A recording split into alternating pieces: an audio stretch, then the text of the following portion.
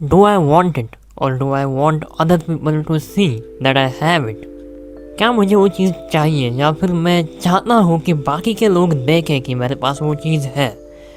आज मटेरियलिस्टिक दुनिया में तुम खरीदने के लिए तुम्हारे पास अनलिमिटेड चीज़ें हैं और मटेरियल्स को डिवाइड किया गया है अलग अलग टाइप के मटेरियल्स में। सस्ता मटेरियल, महंगा मटेरियल, लग्जरी मटेरियल, ब्ला ब्ला ब्ला।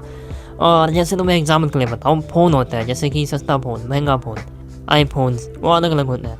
और एक ऐसे लोग होते हैं जो आईफोन इसलिए खरीदते हैं क्योंकि उन्हें ज़रूरत होती है, वो यूज़ करते हैं आईफोन को अपनी ज़िंदगी में, उनका कोई इस्तेमाल करते हैं, वो कैमरा का इस्तेमाल करते हैं, वो कंटेंट क्रिएटर्स होते हैं या फिर वो कोई ऐसा काम करते हैं जिसके लिए आईफोन उनकी प्रोडक्टिविटी को बढ़ाता है। या फिर ऐसे लोग होते हैं जो आईफोन को ख़रीदते हैं सिर्फ उस एप्पल के लोगों को दिखाने के लिए और एप्पल सिंबल को, अपने एक सोशल स्टेटस को, अपने एक सोशल आइडेंटिटी को ऊंचा दिखाने के लिए। तो तुम डिसाइड कर लो कि कोई चीज़ तुम जब खरीदते हो तो तुम किस एस्पेक्ट से उसे खरीदोगे। क्या तुम उस चीज़ को चाहते हो, तुम उस चीज़ की चीज़ों को यूटिलाइज़ करना चाहते हो, उस चीज़ का इस्तेमाल करना चाहते हो, या फिर तुम उस चीज़ को खरीद रहे हो उस चीज़ को दिखाने के लिए और ये चीज़ शो करने के लिए कि मेरे पास ये चीज़ है। Basically show off. किसी भी प्रोडक्ट को खरीदने के ये दो एस्पेक्ट्स हैं। तुम्हें कौन सा सही लगता है तुम खुद बताओ। मैं एक ऐसा इंसान हूँ जो सोचता है कि हर चीज़ को मैं यूटिलाइज़ करूँ। मैं अगर कोई चीज़ खरीद रहा हूँ तो मैं उसके जितना मैं इन्वेस्ट करता हूँ उसमें, उतना उस चीज़ से कुछ हासिल भी करूँ। तो मैं एक और एग्जांपल लेता हूँ। देखो S26 लॉन्च हो चुका है। S26 की प्राइस है लगभग 88,000, शायद कुछ ऐसी ही प्राइस है S26 बेस की। और एक ऐसा इंसान जिसे समाज में दिखावा करना है, उसे बस ये चीज़ दिखानी है कि मेरे पास S सीरीज़ का नया फ़ोन है। उसे वो चाहता है कि दूसरे लोग देखें कि उसके पास एक फ्लैगशिप फ़ोन है सैमसंग का, S सीरीज़ का लेटेस्ट फ़ोन।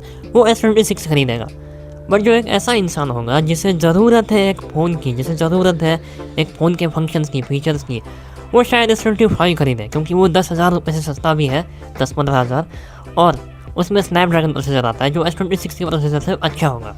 अब तुम बेंचमार्क की बातें मत करो मेरे सामने। ये मत कहो कि जो S26 है, जो लेटेस्ट वर्जन है, वो नया जनरेशन है, स्टिल तुम उसके लिए 10,000 ज़्यादा दे रहे हो। और एक ऐसे प्रोसेसर के लिए जो बदनाम है अपने हीटिंग के लिए या फिर अपने ख़राब परफॉर्मेंस के लिए, जो टेक नर्ड्स हैं वो जानते हैं कि सैमसंग विद एक्जिनोस और सैमसंग विद स्नैपड्रैगन दोनों में से बेहतर क्या है।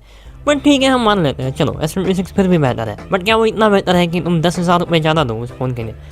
और ठीक है, S25 भी छोड़ दो।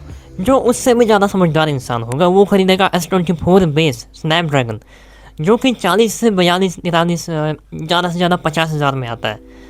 और इस फ़ोन में तुम्हें उन दोनों फ़ोन्स के कंपैरिजन में, मान लो S25 या फिर S26 के कंपैरिजन में 60 to 70% परफॉर्मेंस में, ऐसे ही बोल रहा हूँ हवा में, जहाँ तक कि मैं नॉर्मली कह रहा हूँ उससे भी ज़्यादा होगा, लेकिन तुम्हें 60 to 70% परफॉर्मेंस लगभग आधे से कम प्राइस में मिल जाएगी या फिर आधी प्राइस में तुम्हें मिल जाएगी उन्हीं फ़ोन्स के।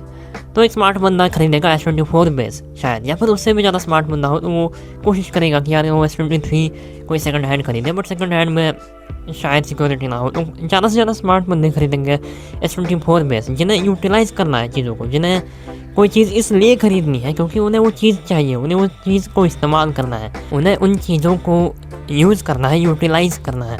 बाकी दूसरी साइड पर ऐसे लोग हैं जो दिखाने के लिए, सिर्फ और सिर्फ ये चीज़ शो करने के लिए कि मेरे पास ये चीज़ है, वो कुछ भी करके नया ही फ़ोन खरीदेंगे ताकि वो इस चीज़ को जस्टिफाई कर सके, वैलिडेट कर सके अपने आप को कि मेरे पास एक लेटेस्ट जनरेशन का फ़ोन है, जैसे कि मैंने S26 कहा।